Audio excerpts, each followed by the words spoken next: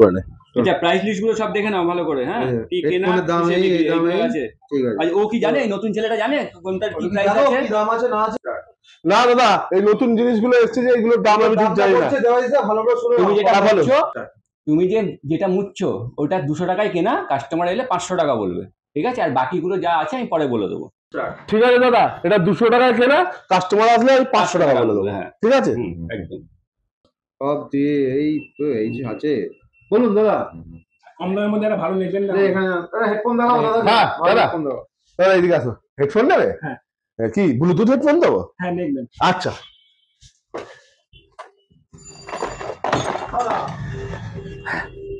দাদা, এই হেডফোনটা নাও। Heavy headphone, heavy. তুমি ইউজ করে যাবে, হেভি সাউন্ড, হেভি সাউন্ড। তো ঠিক আছে, দামটা কত? দাম দাদা, এটা 200 টাকায় কেনা, তুমি আমাকে 500 টাকা দেবে, যাও। अबे साले दिमाग खराब हो जाएगा।